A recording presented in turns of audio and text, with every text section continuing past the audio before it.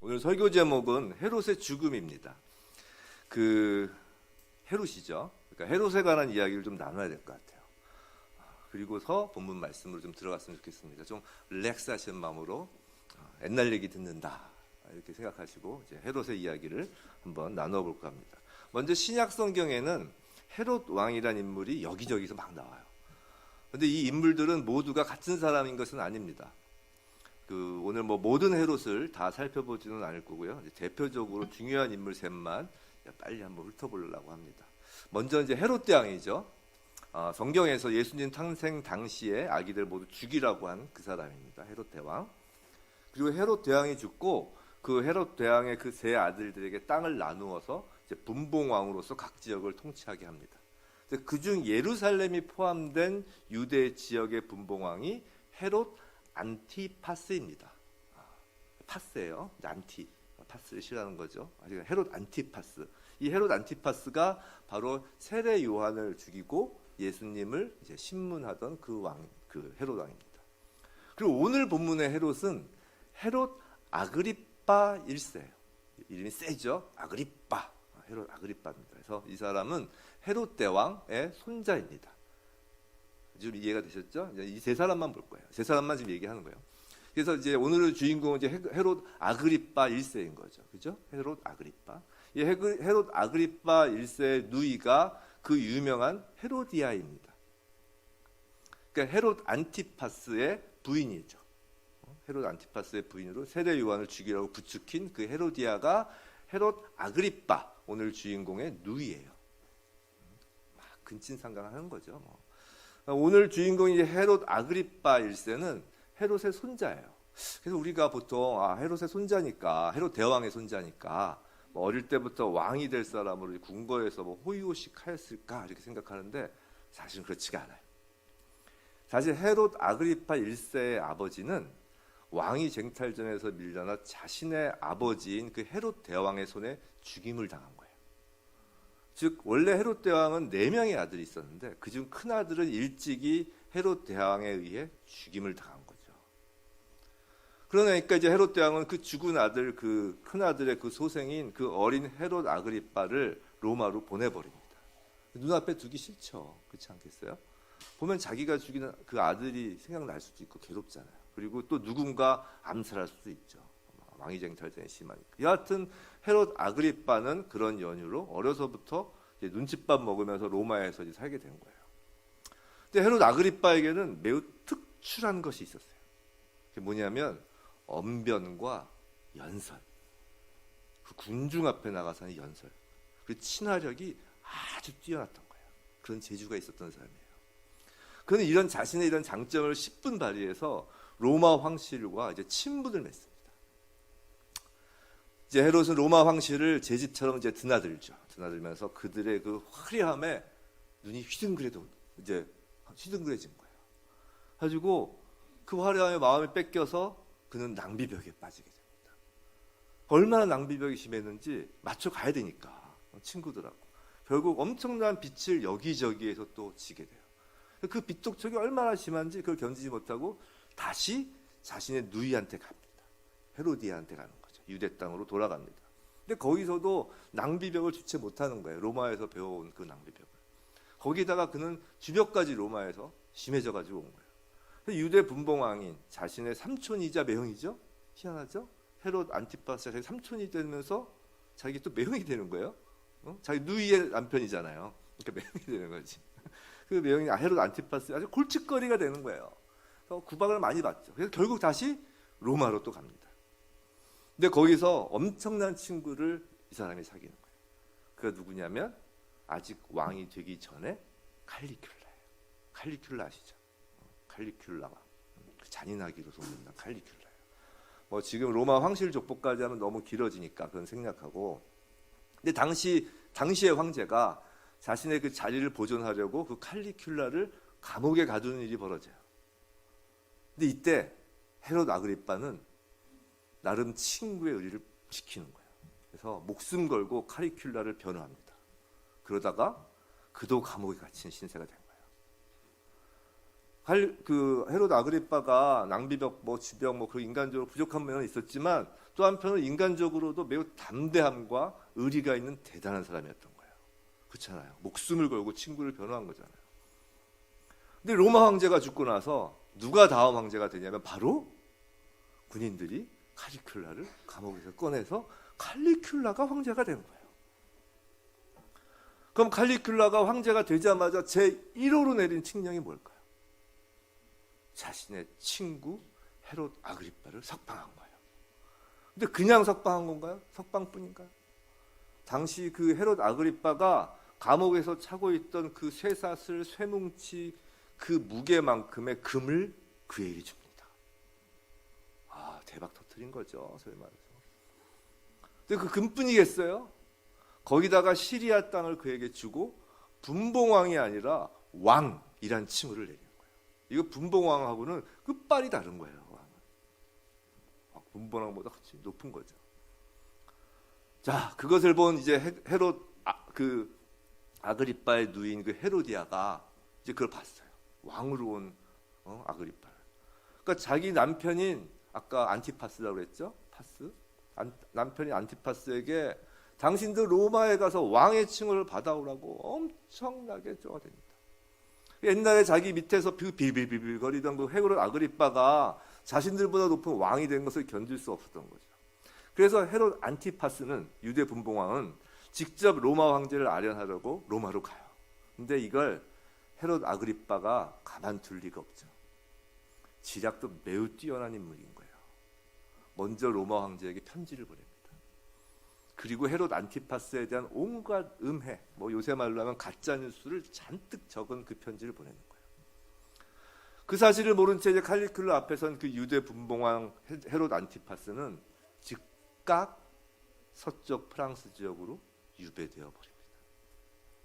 그것이 세례 요한을 죽이고 예수님을 신문하던 헤롯의 최후가 되었죠. 그리고 칼리큘라는 그 유대 지역, 그 유대 분봉왕이 다스리던 그 유대 지역까지 자신의 친구인 헤롯 아그리빠에게 줘요. 그리고 결국엔 헤롯 아그리빠 그 1세는 과거 자신의 할아버지 헤롯 대왕이 통치하던 것보다 더 넓은 팔레스타인 전 지역을 통치하게 된 겁니다. 통일 왕으로서 말이죠. 재밌죠? 옛날 얘기니까. 잠이 안 오시죠? 이상해. 성경 말씀할 땐 졸리는데 왜 이렇게 옛날 얘기하면 잠이 안 와요? 이 헤롯 아그리빠 1세는 어린 시절 아버지가 왕위 쟁탈전에서 죽임을 당하고 자신도 목숨이 간당간당하는 상황에서 또 이방 땅 로마에서 눈칫밥 먹는 신세, 유대에 와서도 누이와 매형이자 삼촌 아래에서 이리저리 치이는 상황을 극복하고 지금 이 자리까지 온 거예요. 이 친구를 버리지 않은 의리와 담대함, 적을 미리 함정에 빠뜨리는 그 치밀한 지략과 순발력, 사람의 마음을 휘어잡는 그 뛰어난 언변과 연설 실력, 가히 팔레스타인 지역에 그만한 인물이 없을 정도로 대단한 사람인 겁니다. 시대를 풍미하던 그 왕이 죽는 사건이 오늘 본문이에요. 장면은 먼저 유대의 예루살렘입니다.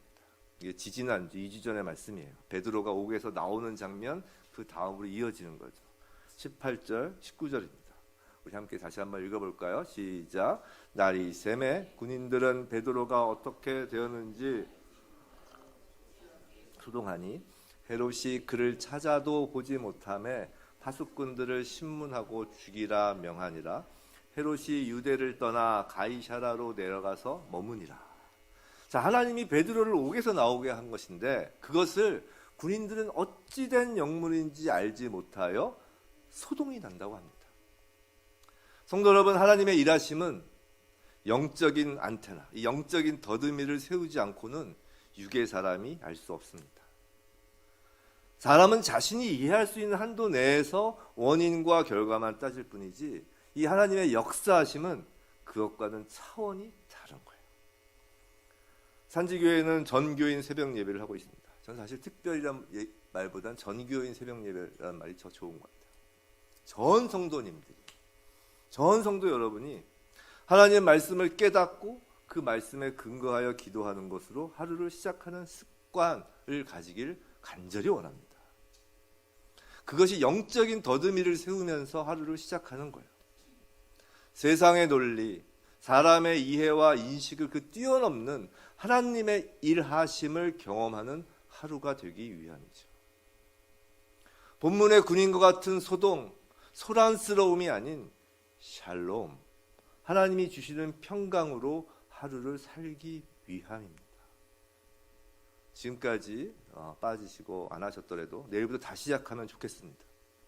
온라인으로 들으시는 분들은 그 댓글이라도 달아주시기 바랍니다. 그랬으면 좋겠어요. 자기가 참석했다는 걸 이렇게 자랑하고 드러내시라는 것이 아니라 이 성도 간에 서로 격려도 되고요. 또 무엇보다 저에게 힘이 됩니다. 아멘. 자, 결국 헤롯은 베드로를 찾지 못하자 파수꾼을 죽이라고 하죠. 이건 당시 로마법에 따른 겁니다. 죄수가 탈옥을 하면 그 죄수를 지키고 있던 파수꾼이 그 죄수의 형벌을 대신 받도록 규정하고 있었어요. 그래서 나중에 사도행전에서 나오지만 그 빌립보 감옥에서 바울과 실라가 없어진 사실을 알고 간수가 자결하려고 하는 장면이 있거든요. 그랬던 이유도 바로 이런 규정이 있었기 때문입니다. 자, 헤롯은 유대인들의 환심을 사기 위해 큰 이벤트를 벌이며 교회의 대표인 베드로를 죽이려고 하였었어요. 근데 그것이 실패로 돌아간 겁니다. 그 앞서 살펴본 그 잘난 헤롯의 입장에서는 매우 낙담하였을 거예요. 팔레스타인 땅, 자신이 다스리는 지역에서 자기 맘대로 안 되는 일이 발생하였으니 화도 났을 거라고요. 그럼 어디로 갈까요? 자신이 가장 편하게 쉴 수 있는 곳, 또는 자신의 가치가 가장 도드라질 수 있는 곳으로 가죠.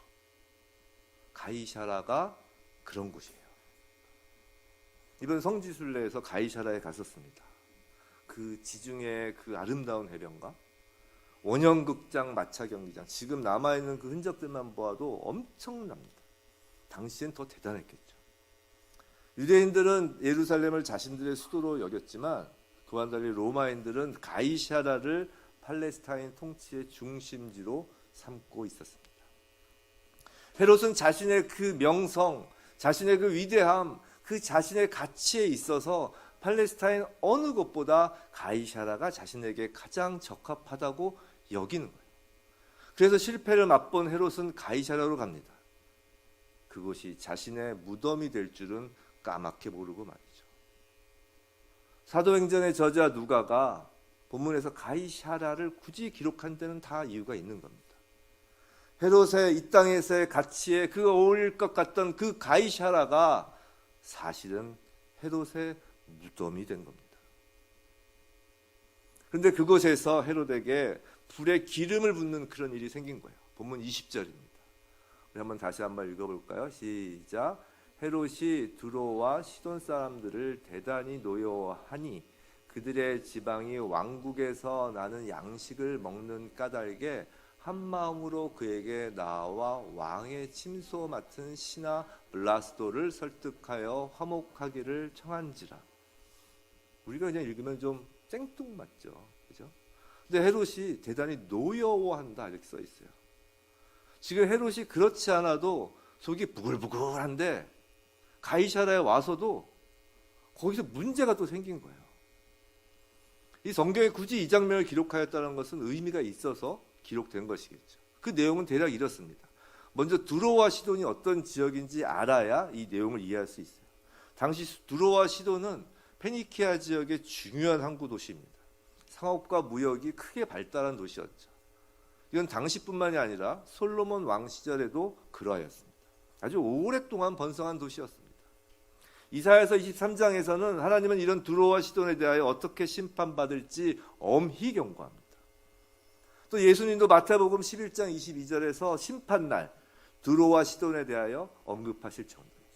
성도 여러분, 하나님을 모르는 풍요로움은 축복이 아니라 재앙인 거예요.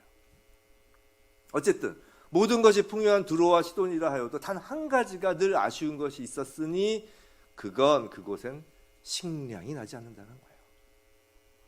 농사 짓기에 적합하지 않은 곳인 거죠. 그래서 언제나 식량을 사와야 했던 겁니다. 그런데 두로와 시돈은 당시에 로마 정부의 직할 지역이었어요. 헤롯에 관할 지역이 아니었습니다. 그 두로와 시돈과 헤롯 사이에 소위 무역 분쟁이 생긴 거예요. 이 무역 분쟁이 생겨서 헤롯이 두로와 시돈 사람들을 대단히 노여워하는 겁니다. 그래서 노여워하니의 동사는 미완료 과거를 쓰고 있는데요. 헤롯이 계속적으로 크게 분노하여 있는 것을 표현해요.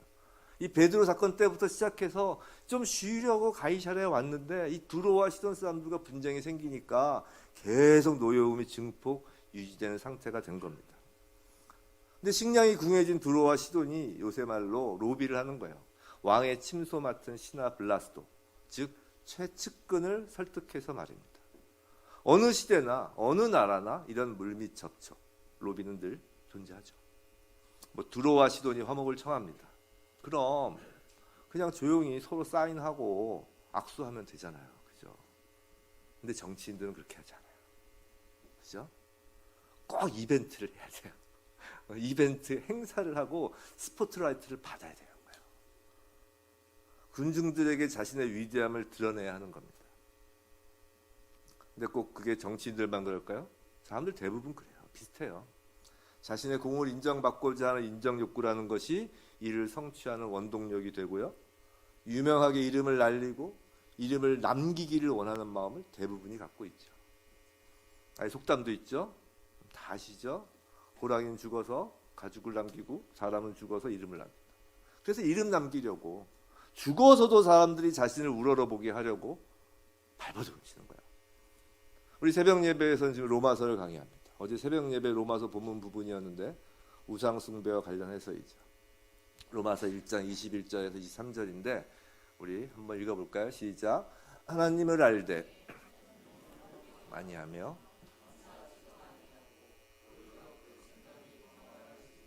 미련한 마음이 어두워졌나니 스스로 지혜 있다 하나 어리석게 되어 썩어지지 아니하는 하나님의 영광을 썩어질 사람과 새와 짐승과 기어다니는 동물 모양의 우상으로 바꾸었느니라. 좀 띄워놓으시고요. 띄워놓으세요. 자막을. 이것이 제 얼굴보다 말씀이 훨씬 좋잖아요. 그렇죠? 이것이 하나님의 그 진노의 대상으로서 하나님에 대한 불경건, 경건하지 않음의 내용이라고 하였습니다. 새벽 예배를 안 보신 분은 다시 보세요. 이게 하나님의 진노의 대상으로서 하나님의 불경건, 하나님에 대한 불경건, 경건하지 않음의 내용이에요. 하나님을 영화롭게도 아니하고 하나님께 감사하지도 않는다는 겁니다. 스스로 지혜 있다. 즉 자기가 잘난 줄 안다는 거예요. 그래서 썩어지지 아니하는 하나님의 영광을 썩어질 사람, 새, 짐승, 동물, 우상으로 바꾸었다는 겁니다. 성도 여러분, 여기에 썩어질 사람도 있는 거예요. 사람이 우상이 되고자 한다는 겁니다. 우상 중 가장 앞에 나오는 것이 새, 짐승, 동물이 아니에요. 사람인 거예요. 자기가 썩어질 것을 알기에 나중에 죽어서까지 이름이라도 남기려고 발버둥을 친다는 거예요. 살아서 자기 동상을 세워요. 산 사람이 자기 동상을 세워요. 건물에, 또 그냥 건물도 아니고 교회 건물에도 자기 이름을 붙여요. 자기 이름을 붙인 예배당을 만들기도 해요. 참으로 두려움이 없는 거예요. 두렵지 않습니까? 사람 숭배, 그것이 우상 숭배 중 으뜸이라는 거예요. 그것을 목표로 달려가는 인생이라면 참으로 불쌍하고 안타까운 인생이죠. 하나님의 진노의 대상이니까요. 오늘 헤롯 아그리빠가 그 사람인 거예요. 헤롯이 스포트라이트를 받을 수 있는 이 절호의 기회를 그냥 넘길 사람이 아니죠. 베드로 사건으로 받은 그 스트레스, 들어오시던 사람한테 받은 그 스트레스를 한 방에 날려버리고 자신의 위용을 드러낼 절호의 찬스를 잡은 겁니다. 본문 21절이죠. 우리 함께 읽어볼까요? 시작. 헤롯이 나를 택하여 왕복을 입고 단상에 앉아 백성에게 연설하니 라고 합니다. 자, 헤롯은 두로와 시돈과의 그 분쟁이 종식되었음을 선포하며 자신의 위대함을 드러낼 날을 매우 특별한 날로 정합니다. 헤롯이 나를 택하여라고 그러잖아요. 베드로 사형 날도 전국의 많은 유대인이 예루살렘에 그 모이는 날로 정하는 것과 같은 이치예요. 사람들이 가이사랴에 가장 많이 모이는 날로 정합니다. 이 역사가 요세푸스의 기록에 의하면 그 영국 원정에서 돌아온 그 로마 황제의 그 개선을 기념하기 위해서 성대히 그 베푼 그 로마식 축제 그 둘째 날이자 그 로마 황제의 생일날이 그날이라고 합니다. 소위 가이사랴의 모든 이들이 모여 축제를 벌이는 날이라는 거죠. 헤롯은 대중정치의 달인답게 그 날을 택한 겁니다. 그리고 왕복을 입습니다. 근데 여기선 그냥 왕복이라고 했는데 아마 그 사도행전 저자인 누가가 차마 입에 담기조차 민망해서 그저 왕복이라 한 것 같습니다. 역사가 요세푸스가 묘사한 바에 의하면 일반 왕복이 아니라 매우 특별한 옷으로, 그 옷은 길고 헐거운 옷으로 완전히 은색 반짝이로 뒤덮인 옷이라는 거예요. 완전 은색 반짝이로. 우리 평상시 때 못 입지만 무대에 있을 때 입을 수 있는 옷, 그런 거죠. 근데 쫙 위에서부터 아래까지 은색 반짝이. 그리고 시간은 지중해가 이제 해가 다 걸려가지고 그 햇빛이 그 은색 옷에 반사돼서 가장 휘황찬란하게 햇빛이 비춰지는 그 시간인 거예요. 한번 상상해 보세요. 거대한 로마 원형 경기장에 전신으로 은색 옷에 햇빛이 쫙 비춰지는 헤롯이 가장 높은 단상에서 로마에서 황실 사람들을 휘잡았을 정도로 대단한 연설을 하는 거예요. 여기서 연설이라고 하니까 어감이 좀 약한데요. 원어에 따르면 열변을 토하다라는 뜻을 갖고 있어요. 히틀러의 연설 아시죠? 아마 모르긴 몰라도 최소한 그 정도였을 겁니다. 22절 백성들이 크게 부르되 이것은 신의 소리요 사람의 소리가 아니라 하거늘. 자, 햇빛에 반사된 강렬한 광채 가운데서 이 포효와 같이 뿜어나오는 연설, 그곳에 모인 사람들은 헤롯에게 열광합니다. 신의 소리요 사람의 소리가 아니라 할 정도인 거죠. 사람들은 계속 연호합니다. 헤롯을 향해 손을 들면서 헤롯을 외치는 거예요. 그 이름을 외치는 거예요.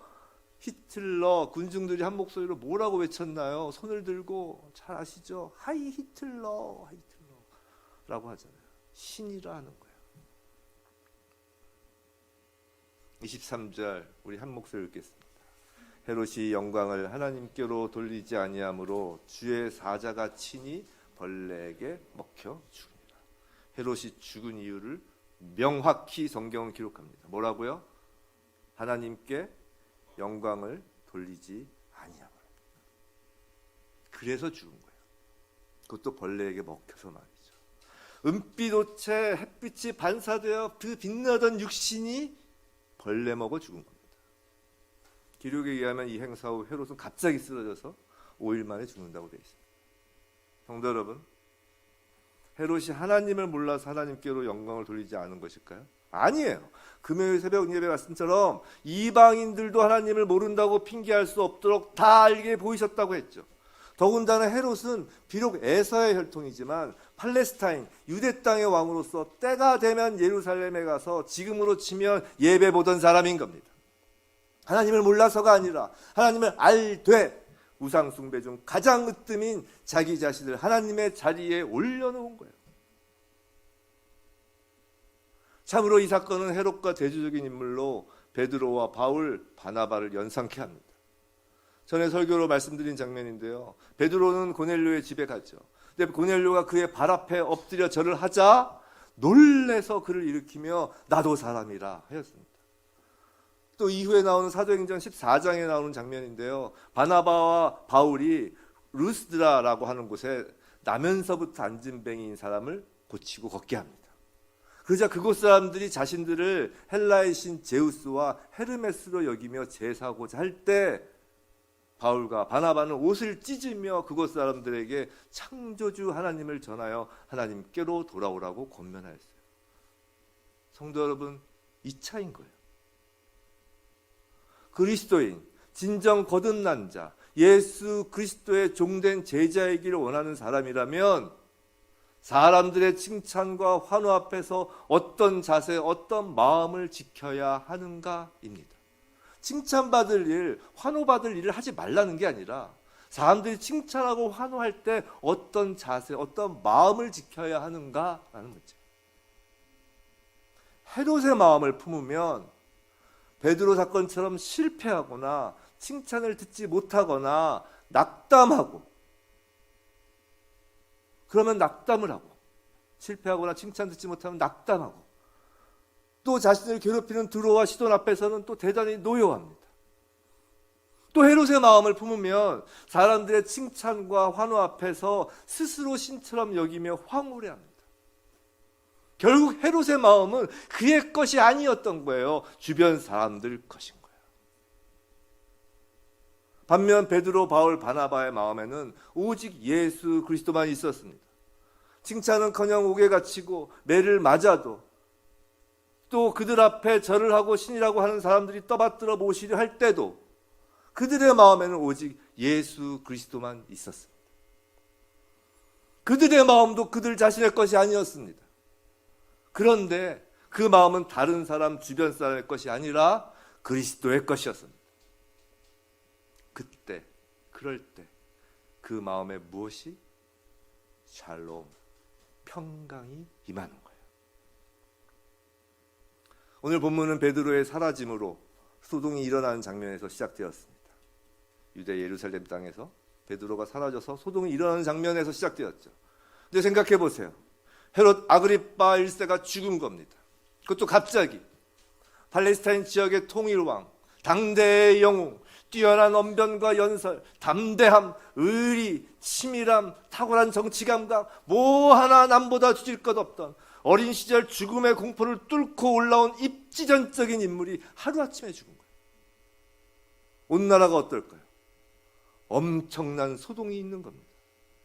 요새로 말하면 매일 모든 방송에서 모든 프로그램을 중지하고 몇 날 몇 달을 헤롯 관련 이야기로 도배를 하는 거예요.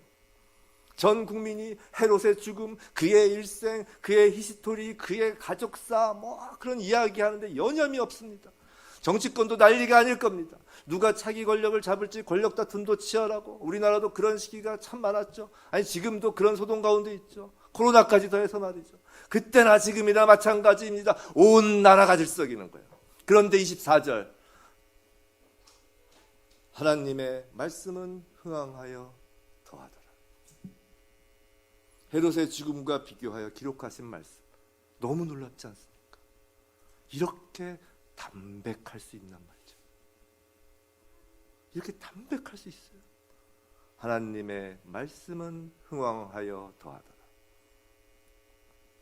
여기서 흥황하다란 말은 헬라어로 식물과 같은 생명체가 거침없이 자라나는 것을 의미합니다. 복음이 외적으로 거침없이 성장을 거듭하고 있는 겁니다. 더하더라는 증대, 증가라는 말이죠. 비슷한 두 단어를 중복함으로 복음이 활발히 퍼져가고 있음을 강조하는 거예요. 성도 여러분, 세상은 소동 중에 있어도 그런 난리가 없는 그런 소동 중에 있어도 왕이 죽고 난리가 나고 거리엔 촛불과 태극기가 난무하고 전 국민이 들썩거려도 코로나로 AC, BC, 비포 코로나, 애프터 코로나로 시대가 가릴 정도라고 세상이 난리쳐도 하나님은 하나님의 시간에 따라 하나님의 길을 뚜벅뚜벅 걸어가시는 거예요. 담백하게 말이죠. 그리고 하나님이 일하시는 그 길을 조용히 따라가는 두 사람을 성경은 소개합니다. 마지막 절이죠. 25절입니다. 우리 함께 읽어볼까요? 시작. 바나바와 사울이 부조한 일을 마치고 마가라 하는 요한을 데리고 예루살렘에서 돌아오니라. 이 구절은 갑자기 등장하는 구절이 아닙니다. 그 지난주 본문 말씀과 이어지는 구절이에요. 오늘 사도행전 12장을 전체를 쑥 뺀 상태에서 11장의 마지막 구절, 11장 29절 30절과 이어지는 거예요. 11장 29절 30절 제가 한번 읽어볼게요. 제자들이 각각 그 힘대로 유대에 사는 형제들에게 부조를 보내기로 작정하고 이를 실행하여 바나바와 사울의 손으로 장로들에게 보내니라. 첫 이방인 교회, 안디옥 교회, 비로소 그리스도인이라 일컬음을 받은 제자들이 유대 형제들에게 부조를 하는 장면입니다. 바나바와 사울이 그 부조를 가지고 유대로 가는 장면이죠. 그럼 오늘 보면 마지막 구절인 12장 25절과 함께 읽어볼까요? 화면 한번 띄워보시죠. 한번 읽어봅시다. 함께 시작. 제자들이 각각 그 힘대로 유대에 사는 형제들에게 부조를 보내기로 작정하고 이를 실행하여 바나바와 사울의 손으로 장로들에게 보내니라. 바나바와 사울이 부조하는 일을 마치고 마가라 하는 요한을 데리고 예루살렘에서 돌아오니라. 아주 자연스럽죠? 붙여서 읽으니까. 그런데 이 둘 사이에 놓인 장면들, 근데 이 자연스러운 하나님의 일 가운데 놓인 장면이 있었던 거예요. 헤롯이 야고보 사도를 갈로 죽이고 베드로를 감옥에 가두고 성도의 핍박과 고난이 놓여 있는 겁니다. 또 세상의 소동, 도시들과의 분쟁, 세상 황제의 화려한 축제, 엄청난 집회, 연설, 왕의 죽음, 전국의 난리, 세상의 흥망성쇠, 소란이 놓여 있는 거예요. 성도 여러분, 성도의 핍박과 고난을 뚫고 세상의 소란을 뒤로 하고 하나님은 하나님의 역사하심, 하나님의 길을 뚜벅뚜벅 걸으시며 또한 그 하나님의 길을 뚜벅뚜벅 묵묵히 따라 걷는 바울과 바나바가 있는 것을 보여주시는 거예요. 은빛 옷을 입어 햇빛에 비친 가짜 빛을 비추었던 헤롯과 뚜벅뚜벅 광야를 걸어갔던 바나바와 바울, 누가 진짜 빛인지를 보여주시는 거예요. 이제 13장부터 이어질 본격적으로 이방인 전도 여행을 기록하기 전에 하나님께서 말씀하고 싶으신 겁니다. 세상 무슨 일이 있어도 하나님은 하나님이 원하시는 일을 이루시는 분이시라는 겁니다. 세상 무슨 일이 있어도, 세상에 난리가 나도 묵묵히 하나님의 길, 생명의 길, 복음의 길을 따르는 진짜 빛된 제자들이 있다라는 거예요. 성도 여러분, 우리의 삶에 무엇이 놓여 있나요? 혼란스러운 국가 정세, 국제 정세, 미중 무역 분쟁, 언제나 불안한 남북 관계, 또 각자의 일터, 수치엄난 경제 공황, 붕괴되어가는 교육, 가정의 붕괴, 높아가는 이혼율, 낮은 결혼율, 낙태, 인구 절벽, 내로남불의 극치에 도덕은 사라지고 정치는 독재를 꿈꾸고 국민들은 어느 길에 서야 할지 우왕좌왕, 거기다가 코로나 팬데믹, 교회도 맘대로 못 가고, 이럴 때일수록 바울과 바나바, 베드로가 가졌던 그 마음, 오직 예수 그리스도가 주인이시라는 그 겸손한 믿음, 평강을 누리는 마음을 지키며 또 새벽 하루 첫 시간을 드리며 영적 더듬이를 갈고 닦아서 매일매일 하나님의 그 일하심을 보고 하나님이 뚜벅뚜벅 걸으시는 그 길을 뒤따르는, 이 땅에서 오직 하나님께 영광 돌리는 하나님의 귀한 자녀, 예수 그리스도의 신실한 제자로서의 삶이 부디 저와 여러분의 삶이길 주님의 이름으로 축원합니다.